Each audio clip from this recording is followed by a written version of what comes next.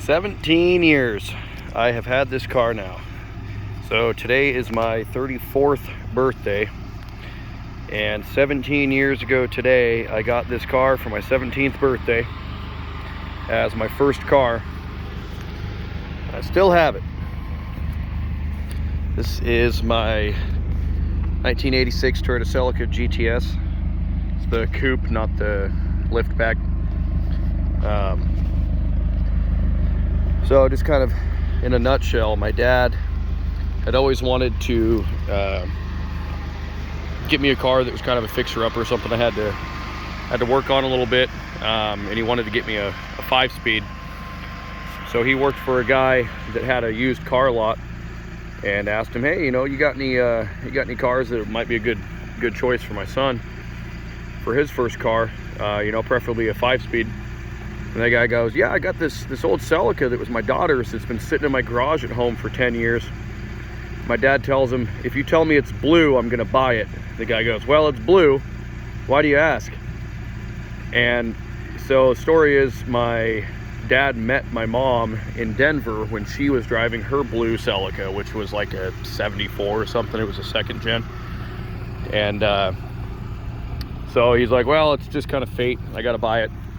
So he bought it for me, and it had been sitting for 10 years in a garage out of the weather because the motor was bad. We bought it from a one owner. This guy had special ordered this from the dealer in the town that he lived in, which is still just like an hour south of me.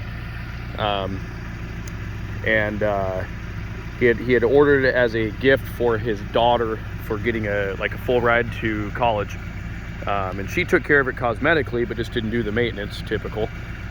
Blew the motor up at 160,000 miles. So we got it for 700 bucks. We went, got online, and we ordered a motor straight out of Japan, a JDM one. Paid about 600 bucks shipped, I think, for a motor with guaranteed less than 40,000 miles on it. Put that in, drove it for a couple years, and then the tranny went out. And we kind of knew that was gonna happen, because it had been kicking you out of 5th gear going up a hill for a while, and it finally just went out. I think the 3rd gear just blew apart inside the transmission. So once the transmission went out, I kind of just pushed the car to the side. I didn't really care about it. I didn't appreciate what it was because I was young, I was stupid, I didn't really know a lot about cars. So I just kind of shoved it in my dad's backyard, and just kind of left it for a long time. And after about 6 or 7 years, we got a transmission. We ended up ordering it from the same yard that we had got the engine ordered from. And the cool thing about ordering from Japan is a lot of times you can get motors cheaper than ones in the States, with way lower miles, because their emissions over there are so strict that a lot of their cars at about 40 or 50,000 miles can't pass emissions. So they just junk them and buy new ones. And then since their island's so small, they don't have room for a bunch of junk cars. So they want to move things. So you can make them offers and get some really good deals. So we got a transmission with guaranteed less than 60,000 miles on it, shipped over, and then it just kind of sat in the shop. Car continued to sit. I just never really had the motivation to get going on it. And it sat for 11 years in my possession, and I would periodically go out and wash it and clean it up. I didn't just let it sit and rot. I'd mow the lawn around it so it didn't just get taken out by bushes, and I tried to take a little bit of care. The more it sat, the more I started to kind of think, man, I really want to get this thing back. And what ended up triggering it was my parents got old enough, they retired and wanted to sell their house and just get a trailer and travel around. So my dad comes up to me one day and goes, hey, you need to get your car out of here. We're selling the house. And I'm like, oh shit, dude, that thing's been sitting for 11 years. It's not just gonna fire up. So I sold a truck I had, got 1,200 bucks to put into getting this thing going. And so we got, when the whole time it had been sitting for the 11 years, transmission had been out, and it was just, the motor was just held up by a block, like a 2x4 across the hood. And so we took the flywheel, spun the flywheel, lubricated the cylinders a little bit, and to kind of prime them. You know, I didn't want to just do a cold start after that long with no oil in there. So I put some Marvel Mr. Oil down the cylinders, primed them a little bit, spun the crank, and then put a new clutch in, put the transmission up there, did a quick compression check, all 4 cylinders, checked out good. And I just said, screw it. I turned the key and I started it, and it fired right up in about 2 seconds of cranking with 11-year-old gas in the tank, and stayed running. You know, it was kind of loud, a lot of carbon buildup and stuff, but it stayed running. So from there I did complete performance brakes, just you know, drilled and slotted rotors, front and rear, new calipers and pads. I did all new struts, front and rear, and then I did a full tune-up on the engine, you know, everything ignition tune-up related. For the most part, actually, there's a lot of original stuff on here. The car's still got the original pop-up headlight motors, original sunroof, original fuel pump, original distributor still under the hood. Cap and rotor I've swapped out, plugs and wires of course, but it's still original distributor, still works, original injectors, and it just fires up and works. So I drove it for a little bit, and I had put some bronze 16-inch Sparco rally wheels on it, and just decided they didn't really like draw your attention to the car like I wanted. So I got rid of those, and I went with these TSW Suzukas that are discontinued. I like those a lot better. It's 17-inch, 17 by 8 plus 35 on a 225 45/17 tire. In the front, it's got a nice good fitment. On the rear, I think I did like a 1-inch spacer roughly. You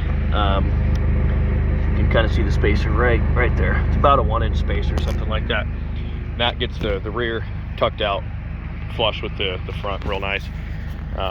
When I corner hard, I do have a little bit of rubbing when the body squats, but I think the original coil springs on the struts are just weak, and I've tracked down some factory original ones that I'm going to put on, and that'll stiffen the rear up a little bit. I rolled the fender some. I didn't do the best job, but otherwise, no, it's still running. I got the windows tinted. It's a 20% all around. Just a local guy. I like original interior. I put the dash cover on. I had just a couple tiny little 1/8-inch long cracks maybe up here on the top, and then in the seam there where they like to, the adhesive started wearing off and it started raising a little bit and bubbling just a little, so I put that on to kind of hide that. But yeah, the car itself only has 182,000. I've only put right about 20,000 miles on it in the 17 years we've had it. Everything else original seats. No tears or anything. Need a little bit of a cleaning. I've driven it to work a few times. Original sunroof motor still works. Doesn't leak at all. I had to replace the little control panel out of a donor car I got. That stopped working. Power windows work. I do have that thing. It's not missing. I just haven't put it on. Super clean inside. Dinner. And then, so after driving it for about a year, after we got it running again, I noticed it was running kind of funny, and it was burning oil is what it was doing. Hang on a second. It was burning some oil, so we decided we figured out the valve stem seals were leaking.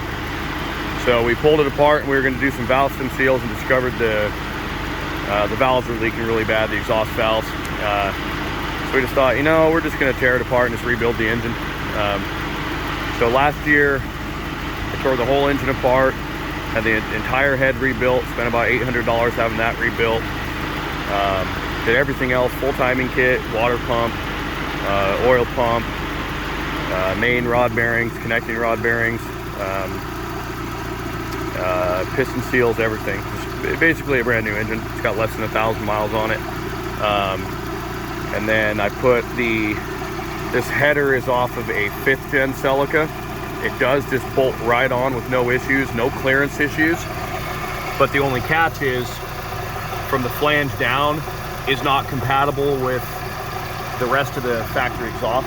So when I put that on, I then trailered the car to a local guy and paid him $550 to build the exhaust, and he incorporated all of the factory routing, hangers and everything, and did real gorgeous welds. Real nice work, man. The first time I got under this car, I told myself I would have paid twice as much for the quality that this guy did.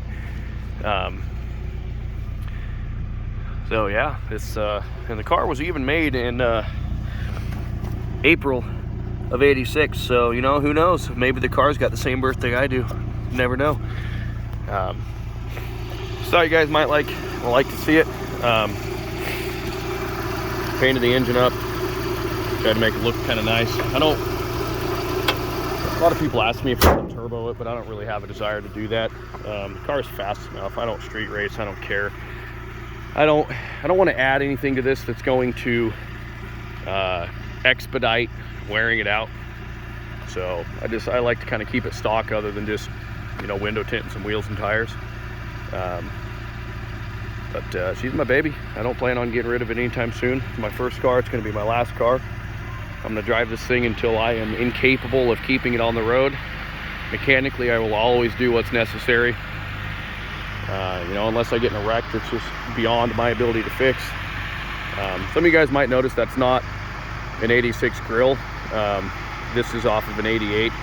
When we got the car going again, I realized in all the time it sat, I had lost one of the cross members, the one that went from the lower control arms across. Somehow we lost it, so I had to go buy a donor car. I bought a complete 88 GT for $150 with the blown motor just to get that one piece. And I ended up stealing a bunch of other parts off of it. And for the time being, I took the front grille and corner lights off so I could do some paint work on the original 86 front end that I have.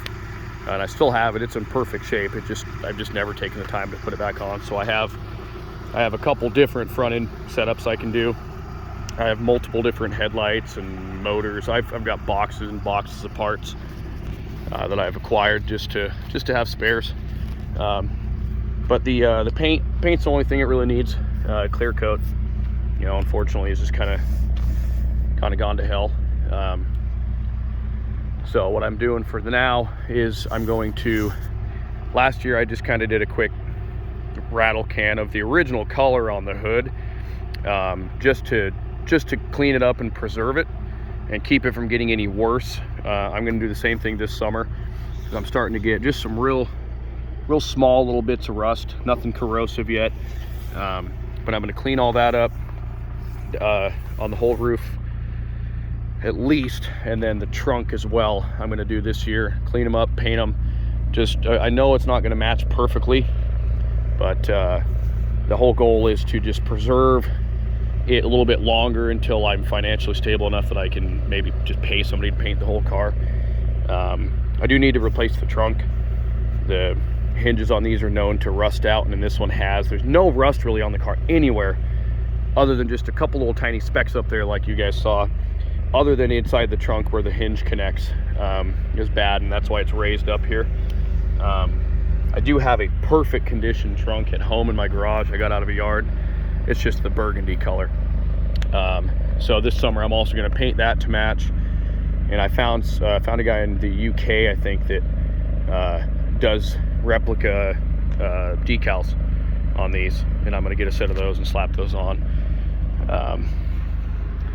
Yeah, just wanted to show you guys that you know, appreciate it like I do. If you guys have any questions, I'll be more than happy to answer. Oh, and some of you guys might notice the little TRD logos.